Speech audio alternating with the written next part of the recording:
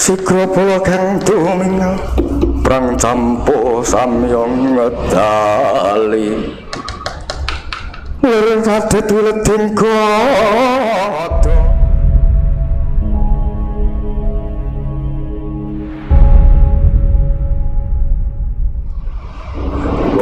banyak sekali. Belum lagi yang tadi lakon carangan. Itu carangan itu menurut pengembangan si dalang. Ya, jadi dia ambil satu babunan, contoh Wahyu Mahkutoromo yang dapatkan Abimanyu. Mungkin bisa juga disangkit si dalang membuat Wahyu apalagi yang dapat Abimanyu, tetapi cerita dengan beda. Berarti pengembangan sendiri dari dalang. Sendiri ya. Apakah bisa katakanlah tadi cerita tentang Dasamuka yang sebenarnya buruk akhirnya jadi baik karena carangan ini bisa?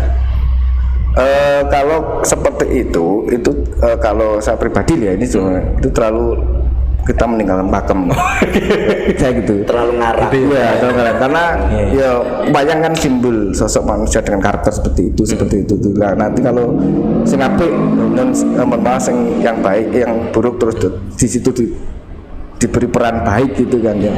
Kan paling tidak kan bayangkan selain tontonan kan juga tuntunan, tidak bisa membedakan yang buruk itu di hasilnya seperti ini, jika kita buat gini hasilnya seperti ini kan gitu.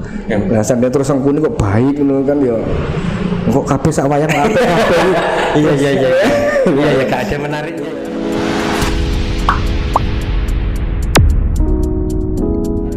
Nah sebentar dalam satu kali sesi pewayangan misalnya ini ada beberapa tahap sih dalam pewayangan, satu kali panggung gitu, satu kali awal apa terus sampai akhir apa aja? Oh kalau dalam padetan itu ganti laras itu ada padet 6, padet songo, padet manyuro. Nah, itu biasanya gini, itu pergantian apa namanya, kalau bahasa gamelan laras juga, pengaruh laras gamelan itu. Laras pelok, laras yang bukan. Itu ya, pertama kalau dalam konteks lakonnya ya ceritanya itu nih ya, ada jejer awal, jejer ini menceritakan tentang kondisi kerajaan. Oh, terus gitu. Di situ ada permasalahan apa, sampai di situ harus bagaimana ke depannya itu dijejer. Nah, awal ini jejer itu kan ada permasalahan sebuah negeri katakanlah ya.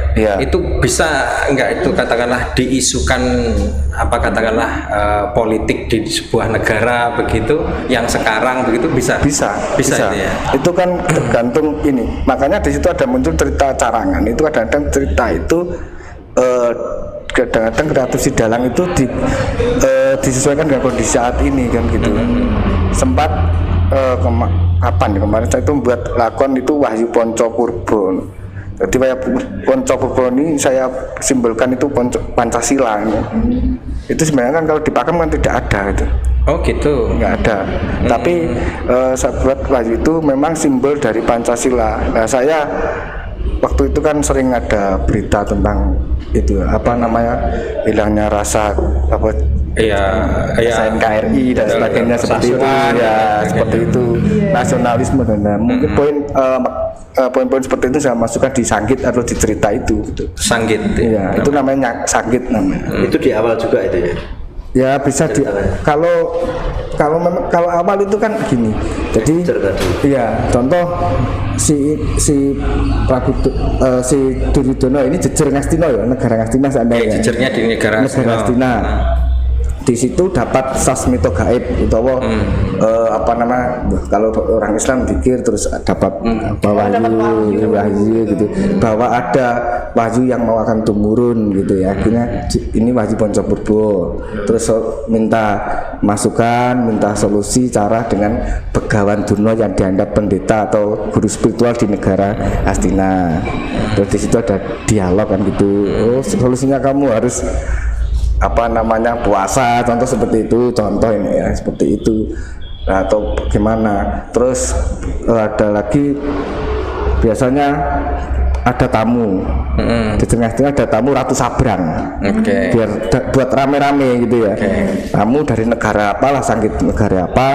Terus di situ alasan bertamu dia ingin mencari bantuan untuk membunuh Pandhawa Lima.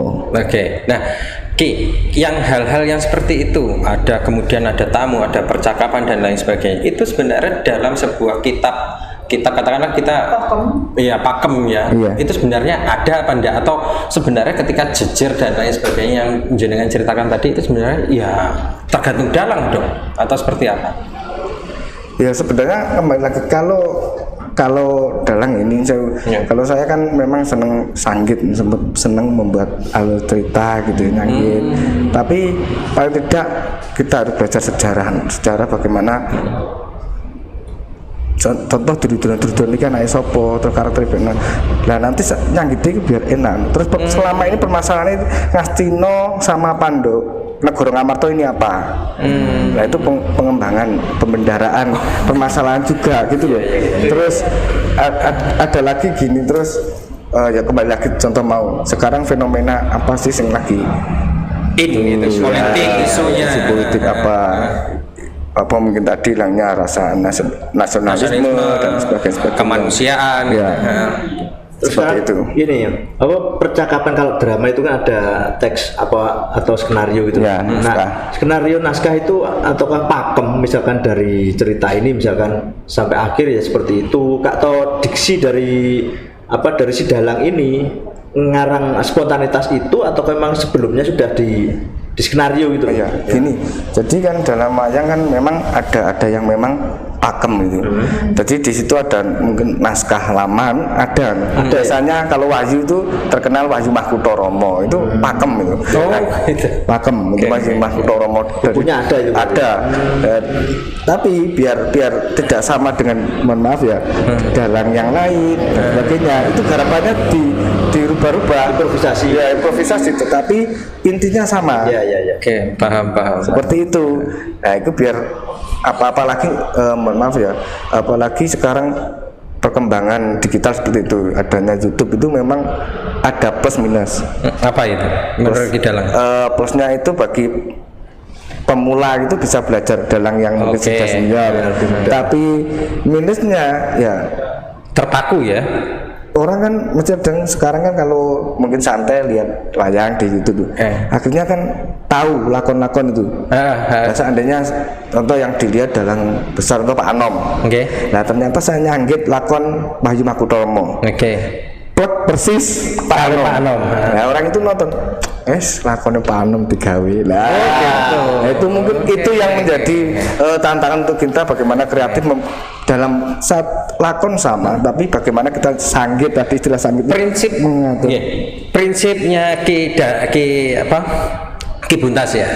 Itu lebih kepada awal alur cerita, ataukah tujuan nanti saya bercerita ini agar yang menonton itu mengerti, atau seperti apa prinsipnya? Kalau Ki Buntas sendiri gini, lebih menekankannya seperti apa?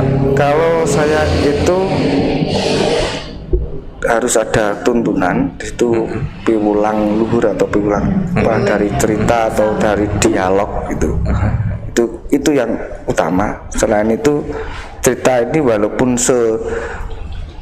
bagaimana variasinya untuk kita membuat naskah tadi, tapi ya harus munggu itu nalar masuk akal. Ndak terus walaupun ini carangan terus Sinto seneng dosemuka temenan, contoh kan seperti itu kan ya nggak mungguh gitu kan, karena kan cintanya kan suci sekali dengan si Romo Wijoyo dengan tadi kan, contoh kan seperti itu.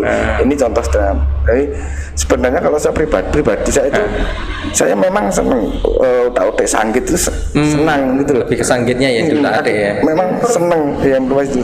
Tapi itu pun ya ada tipikal dalang yang memang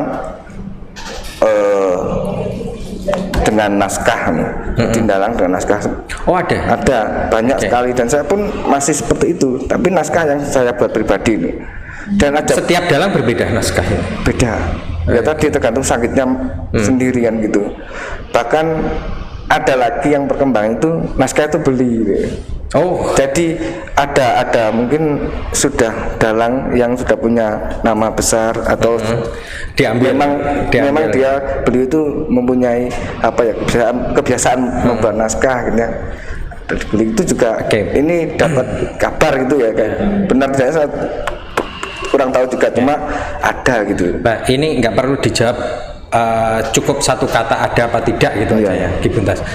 Dalam sebelum melakukan pendalangan itu atau sebelum konser lah istilahnya, ada nggak ritualnya? Cukup dijawab ada dan tidak, itu aja. Ada. Termasuk dalang sendiri? Ada. Oke.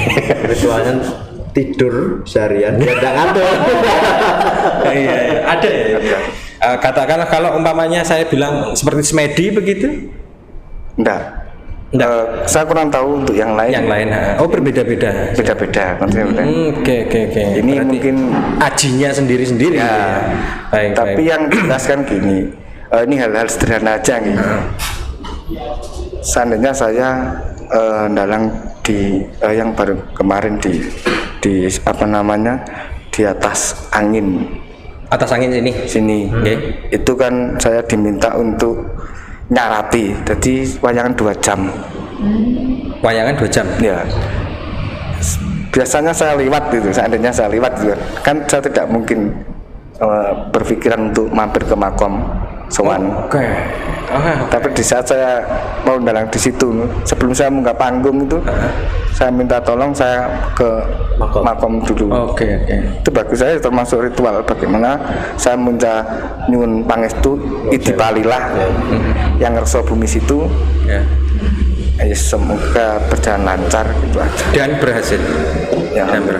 Sedikit ini ada sponsorship yang mendukung kita penuh, diantaranya ada Rumah Makan Dorobei, Piton Adventure, Seafood Putra Ronggolawe, Elshoot dan juga Rina Widya Fashion. Terakhir mungkin detik ini minta Ki Buntas ini untuk mendalang beberapa saat gitu loh. Mendalang. Iya, pas apa gitu. Menit ya. Gitu. Mungkin hanya di kita punya Enggak boleh ya? Monggo Ki Buntas, dalang sebentar. Aku tambah wedi.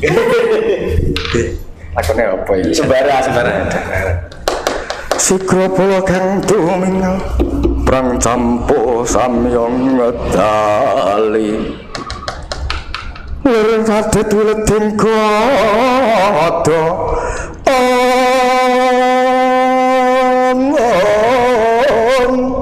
danyangkung manguncang lidi bincang sang ngaji mijil latih jong ngedali mawos terus to Surawilaka. Wah, bapu wadah wah, ora pangkling ngarepan Gustagi.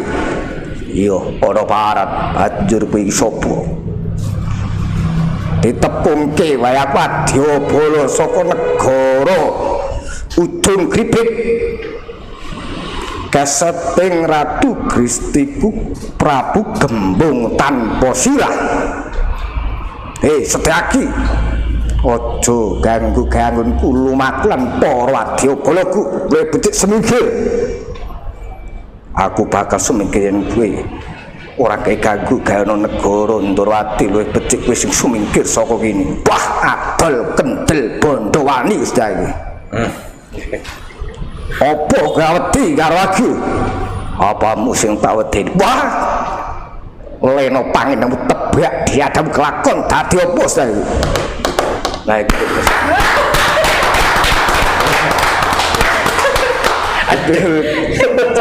Itu Setyaki sama siapa itu, Tri? Ya, Wadyabala Sabrang gitu. Wadyabala Sabrang bisa. Kalau namanya biasanya ya ada yang Tumenggung Senggobodro atau apa itu biasanya nggak wayang pakem gitu. Kalau kocok ya kalau kocok gitu kan ya. Baik.